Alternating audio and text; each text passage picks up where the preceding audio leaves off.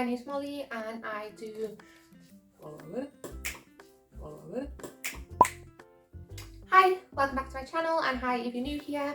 My name's Molly and I do mostly mental health videos, but sometimes I do lifestyle videos as well. And today I am doing the 5 most misconceptions of anxiety, or the biggest misconceptions of anxiety. Now, I done one of these on OCD, but it was quite a long video. I don't want you to get bored listening to me moaning on, so I'll just put a disclaimer out there. This is my opinion, so other people might think that there are bigger misconceptions, and there's so many misconceptions that I could go on about. I could talk for hours about it. So I've picked 5, and then I was hoping maybe we can start a discussion down in the comment section about experiences that you have with anxiety, or your biggest things that you're annoyed about, or the misconceptions that annoy you. So without further ado, I honestly will get used to this one day. Without further ado, so number 1, anxiety is the same as being anxious.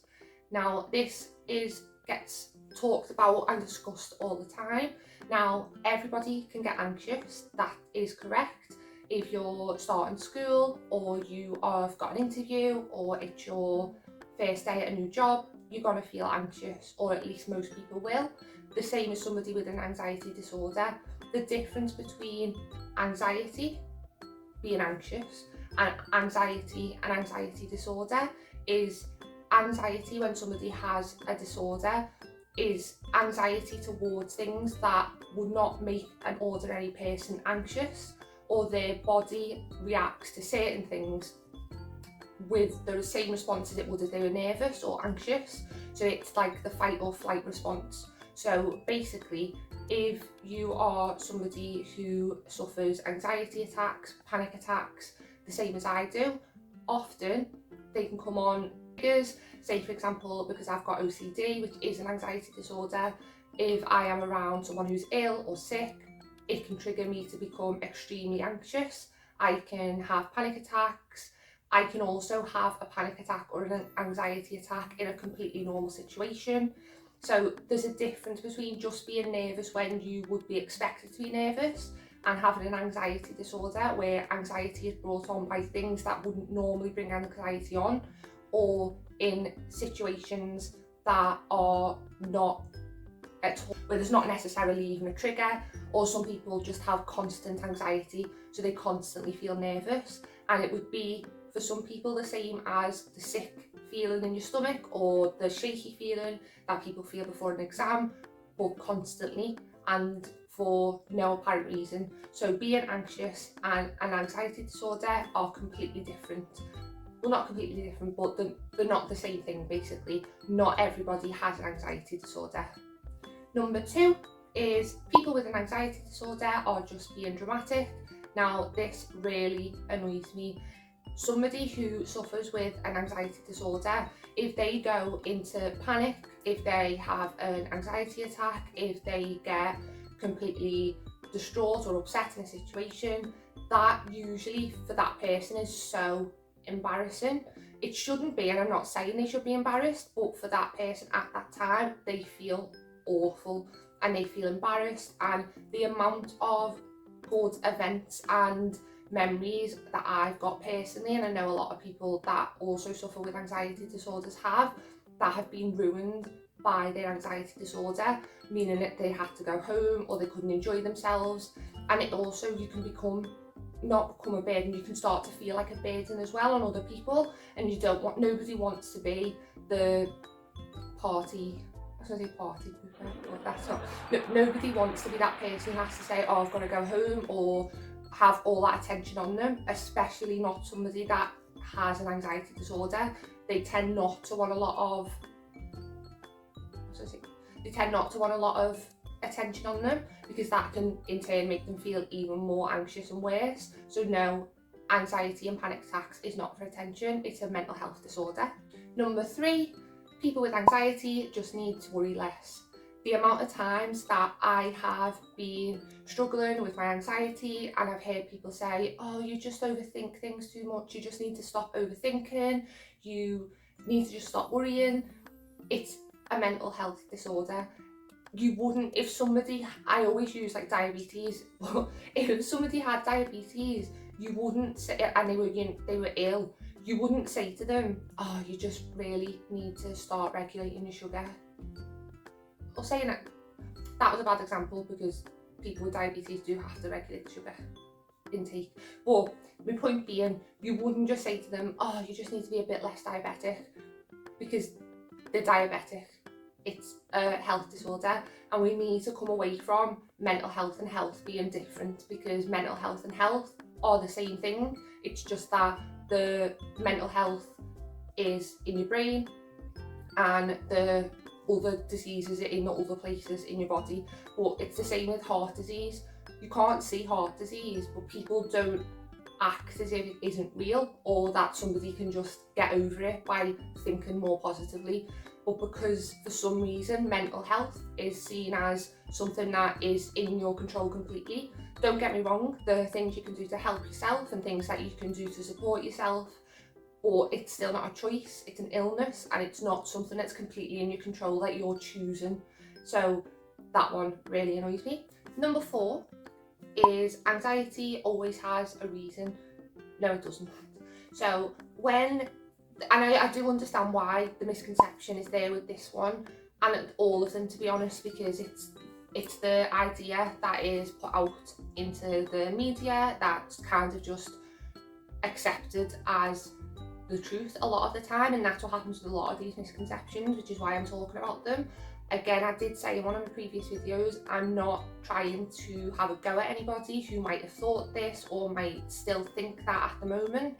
I'm just trying to share from the point of view of somebody that does suffer and has been around people that also suffer for a lot of their life, trying to just arm you with that knowledge so that we can go forward and hopefully be able to have a bit more empathy and also support people with mental health, and also educate people so that they know themselves if this could be potentially something they're suffering with. They know that, and then they can go and get the help that they need. So yeah, number 4, as I said, is that there's always a reason for anxiety. Now, if somebody, I did touch on it before, if somebody's got an anxiety disorder, a lot of the time, panic attacks, anxiety attacks, feeling anxious doesn't actually always have a reason. So you could be at a party, out with friends, really enjoying yourself, not thinking about anything negative at all, and then you have a panic attack. And I can't tell you how upsetting it can be, because one of the main things that people will ask you as you're having a panic attack or after a panic attack is, what's wrong? Or just explain to me why it happened. And they're doing it because they want to help, and I completely understand that. But the problem is, a lot of the time you don't know yourself. There's not always something that sets it off.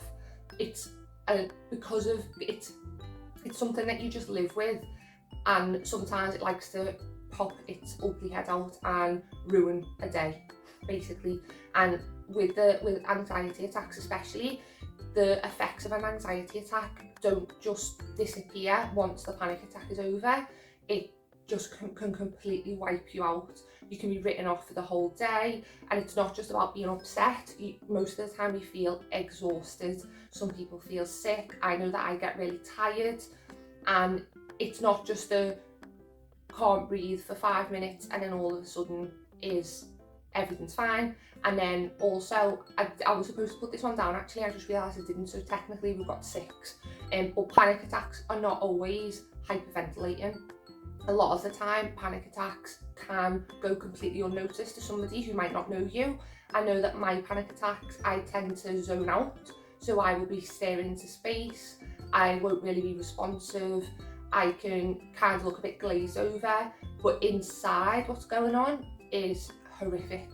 I feel like I'm trapped in my head, I can't speak, I can't say anything. But to the naked eye, to somebody that's just walking past, or even somebody that I'm sitting with, they might not even notice. And I think that is an important one. So yeah, I am just going to say 6, even though this would be number 5, because a lot of people think panic attacks are just hyperventilating, and that's not true. That's just how it's portrayed again in the media. Some people do hyperventilate, but not everybody does. And then number 5, or numbers. Number 5 or numbers. No. And then number 6, well, it'll be 6 now. If you just looked after yourself, then everything would be fine. Now, what I mean by this is a lot of people will say, oh, you just need to exercise more, you just need to think more positively, you are being negative, or maybe if you just don't think about it, it'll go away. Now, all of these things can be coping mechanisms. Exercising is really good for anxiety and mental health in general. Talking to people about it is really helpful. Trying to look on the bright side of things can be really helpful, but it's not gonna make the illness disappear. There's talking therapy can help, and support from family helpful, but it's not just going to miraculously make your illness go away. If you're somebody that suffers with an anxiety disorder, a lot of the time you need to look to the root of the problem. You need to possibly go to therapy to see why it is that you're suffering. Sometimes there's no reason, but you can come up with coping mechanisms. It's not just as simple as exercise and eating healthy. And I think a lot of people who have never suffered before look at people who suffer with anxiety and kind of think, oh, there must be a reason, or maybe they're just a bit too sensitive. And it's not true, because as I've already said, and I know I've repeated myself a little bit, but it's really important, anxiety disorders are health disorders. Health disorders are a medical reason for something happening, which means that with all the will in the world, you can't just wish it away. So that is everything I wanted to talk about today. As I said, I wanted to try and make this a little bit quicker than usual, because I know that some people don't like long videos, and all of my videos so far have been long. I would really appreciate it if you would give this video a like and subscribe if you want to see more. I am going to make this a mini series, so I'm going to do the misconceptions of insert hidden illness. I've already done OCD, so I'll link that down below if you want to check it out. And I hope you all come along next time and follow me on Instagram. I do more mental health posts over there. And yeah, thanks for watching, and I'll see you again next time. Bye.